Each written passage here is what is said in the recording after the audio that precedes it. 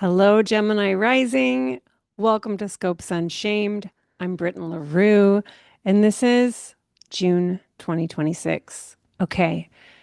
Well, Gemini Rising, we are here in the sign of your rising sign. So, a big thing that I want to spend some time talking with you about is what this is inviting you into with the sun moving over your first house, with the new moon in your first house. But first, I want to make sure that you know that my once a year opening to come into my teachings, the Emergence Astrology Pathway 1 to 3 year program, is opening on the solstice, June 21, and we close at the end of the month, and then you can't get back in for the next year. I found it to be true over the years of my teachings that my students were staying at least 3 years with me, moving through everything that I was teaching. I tend to bring people in who want to do everything that I do for like a 3 to 4 year period.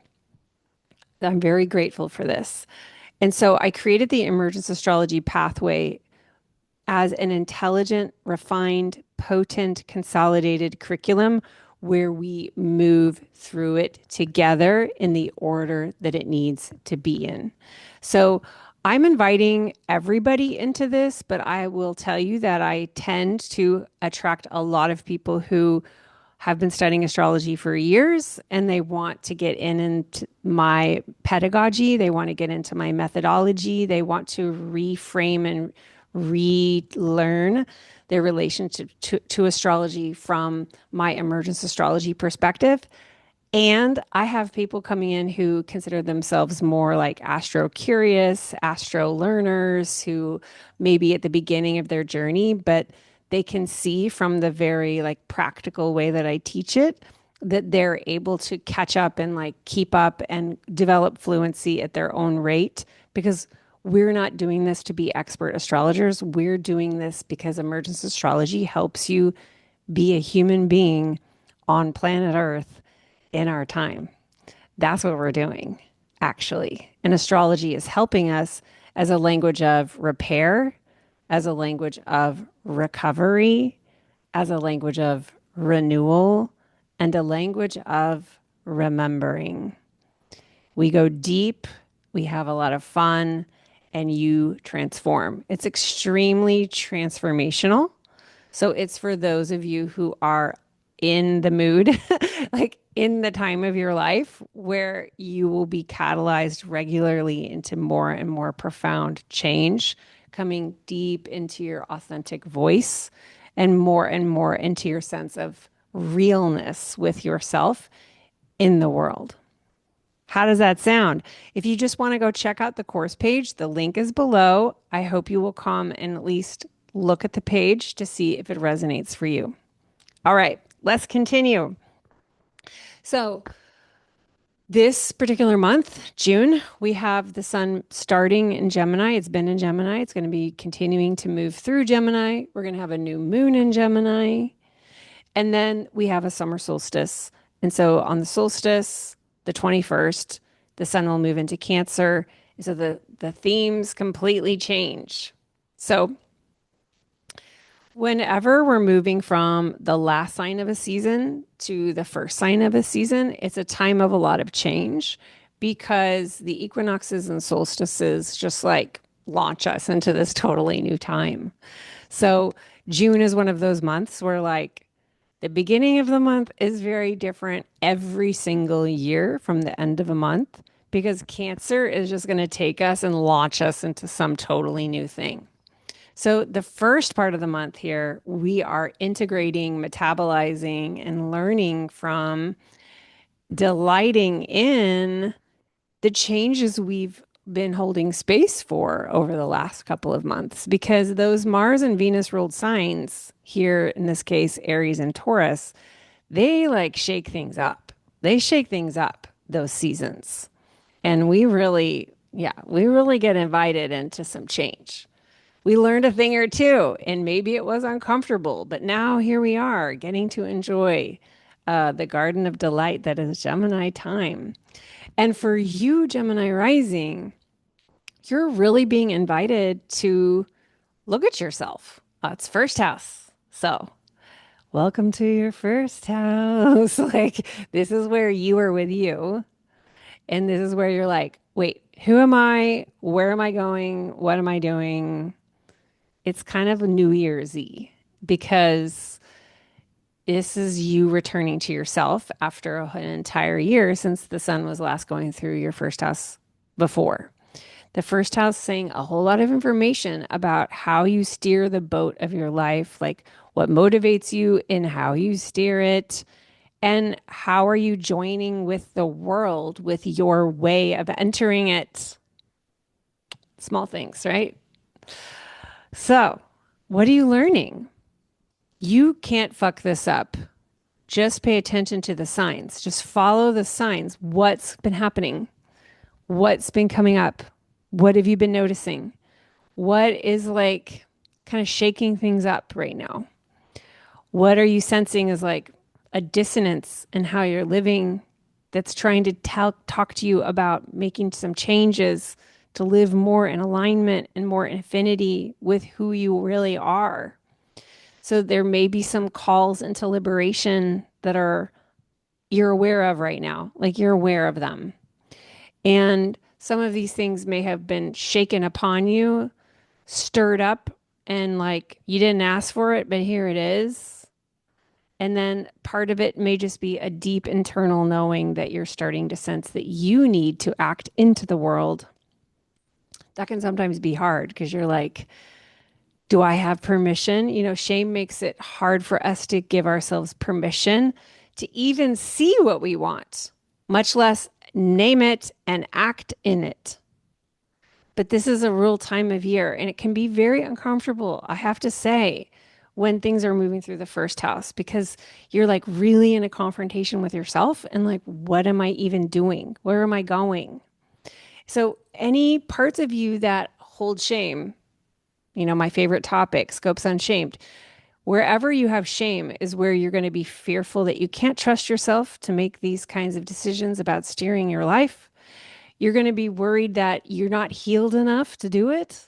You should just work on healing more, and then maybe at some point you'll be good enough to know how to drive your boat. Or you may think you don't have permission. You don't have permission to do it how you wanted because you're waiting for an external authority to make you okay with you. These are all things that shame does. This was put on you. So shame is not the problem as much as pretending it's not there is the problem. So, from an unshaming perspective, the invitation is to go be with those parts of yourselves that may be talking to you right now because you're trying to get information about the direction of your life. And this is a big one. I really don't do readings anymore. And my work as a teacher is so big that I do very few readings, only for those private clients and small group mentorship spaces. But when I was doing one-on-one readings all the time, like this is first house stuff is so much of what people come to astrologers for because we're like, am I on the right path? If you feel stagnant, if you feel frustrated with the path that you're on, if you feel despair that you don't even know how you got on this path and it's not yours, like that, those are some big recognitions, right? And astrology can help you with this. This is a time of year for you. It's only the Gemini season where you can really be with these big questions and ask for support from the cosmos. When the moon comes to meet the sun, it's called a new moon when that happens. That's going to be June 14th at 24. You might want to look at where your ascendant degree is. But if it's near 24, then the new moon is right on your ascendant.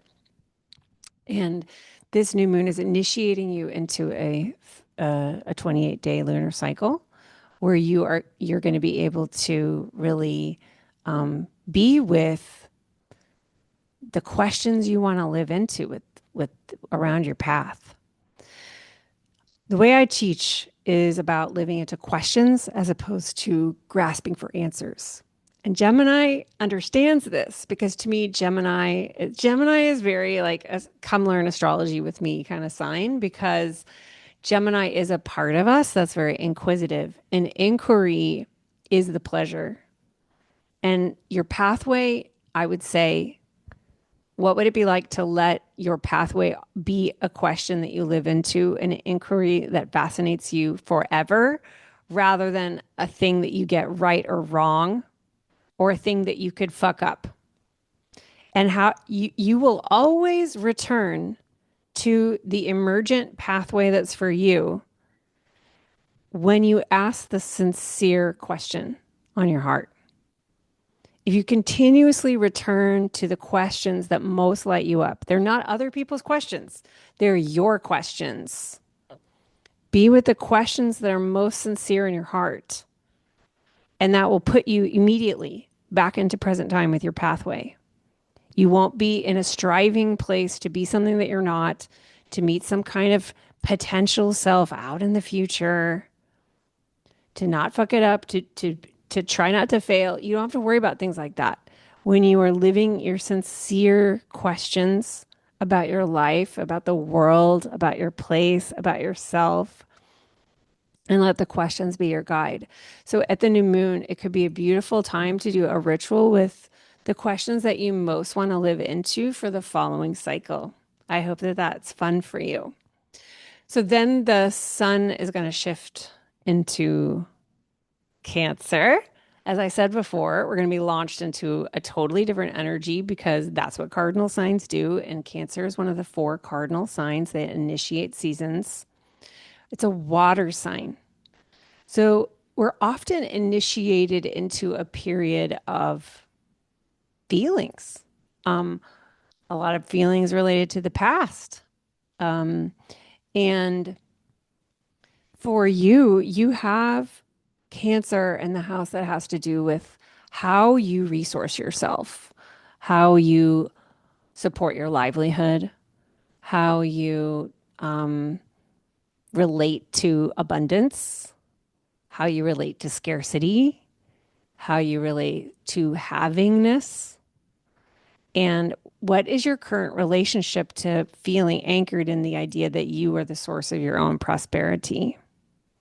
So with Cancer here, this is water, this is the realm of the moon. So there is a changefulness here where you may feel like your life is teaching you how to live with the waves around havingness and resources.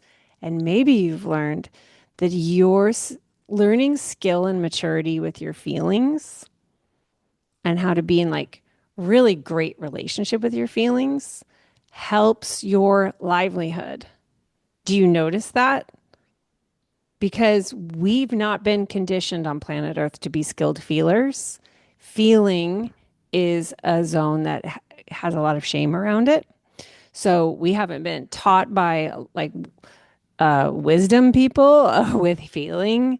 So we're all learning in adulthood how to be more skilled at feeling and how to hold the feelings and how to hold how mysterious feelings are because we often don't know why we're even in a feeling, where it even came from, if it's ours or someone else's, if it's the past or the present.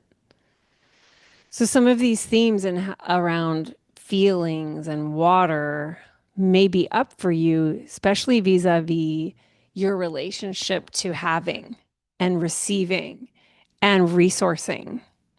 So pay attention to that. There's some really beautiful astrology, especially in the first half of the month, to help you connect the dots on this and like really feel like sense of a felt abundance in this in your havingness.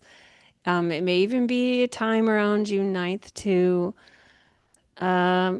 look for manifestations of what you want to receive. Play with that. And then when we get to the end of the month, we're going to have a full moon in Capricorn opposite that sun in Cancer and on June 29th. And it's kind of a wild astrology because we also have Mercury stationing retrograde that day in Cancer. And so there could be an increased, you may sense over the course of the month,